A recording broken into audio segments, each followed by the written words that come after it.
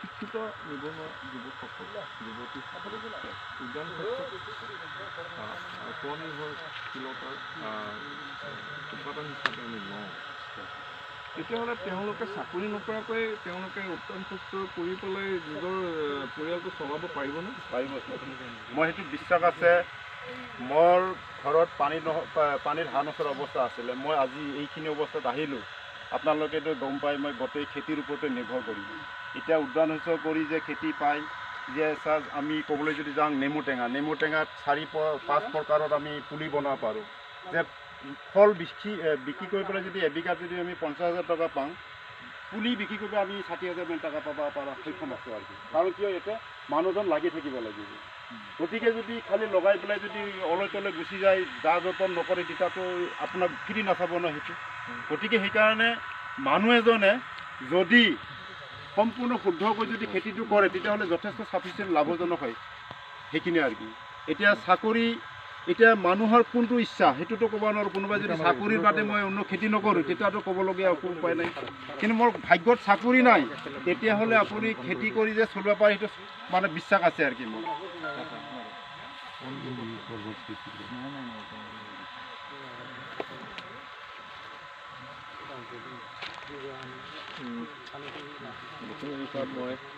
মই ভিডিঅ'টো অফ কৰোঁ। আপুনি এটা কথা কওক যে শিক্ষিত নিবনুৱা যিখিনি যুৱক যুৱতী আছে তেওঁলোকে খেতিলৈ আহিব নোখোজে।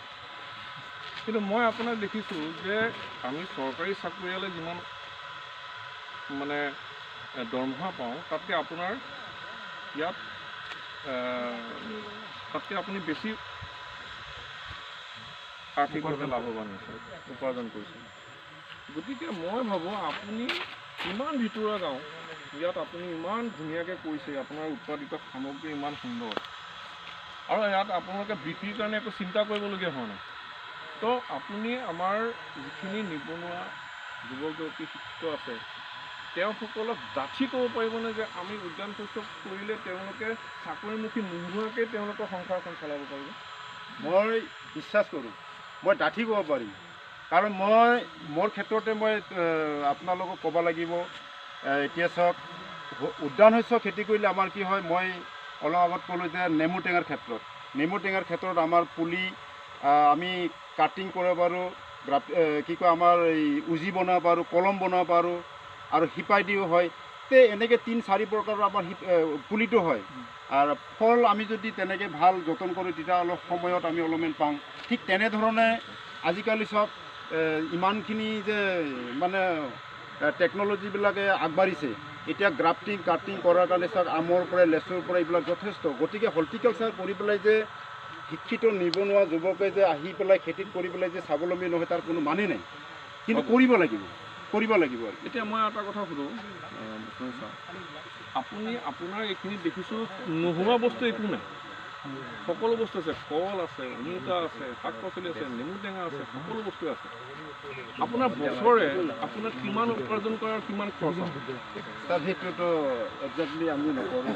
মুঠতে ঘড়ী কাটালৈকে ৰটেশ্যন হৈ আছে, এনেকৈ আগুৱাই আহি আছে সেইখিনি আৰু কি। মানে আমি নাভাবোঁ যে কাৰোবাক এটা আমি এনেকৈ বহীত নোট কৰি পেলাই হিচাপ দিম, সেইটো দিব লগা নালাগে বুলি ভাবি এইবিলাক আমি নকৰোঁ আৰু কি। লাভটো হৈ আছে এনেকৈ আপোনালোকৰ চলি আছোঁ, আগুৱাই আহিছোঁ। অভাৱ আছে নাই এনেকৈ চলি আছোঁ আৰু কি। মানে ক'ভিডৰ কাৰণে আপোনালোকৰ কিছু অলপমান অসুবিধা, ক'ভিডৰ কাৰণে অলপমান অসুবিধা হৈছে ছাৰ। তাৰমানে এইবিলাক আমি যিমানখিনি পাব লাগিছিল, এইটো যদি মই এই অমিতাটো যদি মই 20 টকা 15 টকা পালোঁ হয় আৰু 100 ওপৰলৈ গ'লোঁ হয়। মই এনেই হিচাপটো কৰা আছে, এভাৰেজ 10 টকাকৈ ধৰিছিলোঁ মই পাৰ কেজি, এতিয়াও 11 টকাকৈ দি আছোঁ। আৰু এজোপা গছত মই 60 কেজিকৈ ধৰিছিলোঁ বছৰত। তেতিয়াহ'লে এডাল গছত মই 600 টকা পাওঁ। 1000 গছত মই 6 লাখ টকা পাওঁ। অমিতাতে 6 লাখ টকা পাব। ঠিক তেনেকৈ মোৰ টোটেল কিমান আছে, 2500 গছ আছে। মই ডাইৰেক্টৰ হিচাপে, মই উদ্যান শস্যৰ সঞ্চালক হিচাপে মই নিবনুৱা যুৱক যুৱতীসকলক, শিক্ষিত নিবনুৱা যুৱক, মই এটা এক্সপিৰিয়েঞ্চ দিছোঁ যে আপোনালোকে উদ্যান শস্যত লাভৱান হ'বই। এইটো এটা ব্যৱহাৰিক উদাহৰণ আপোনালোকক দিয়া আছে। মই এটা চিৰাঙৰ জিলাৰ এটা ভিতৰুৱা গাঁৱত আছোঁ।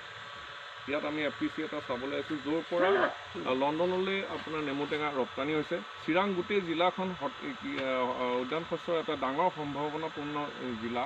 মই ভাবোঁ যে হতাশ হ'ব নালাগে। মই নিজে সঞ্চালক হিচাপে কৈছোঁ যে আপোনালোকে উদ্যান শস্যক নিজৰ স্বনিৰ্ভৰশীল হ'বৰ কাৰণে উদ্যান শস্যক আঁকোৱালি লওক। মই ভাবোঁ আপোনালোকে অৰ্থনৈতিকভাৱে লাভৱান হ'ব।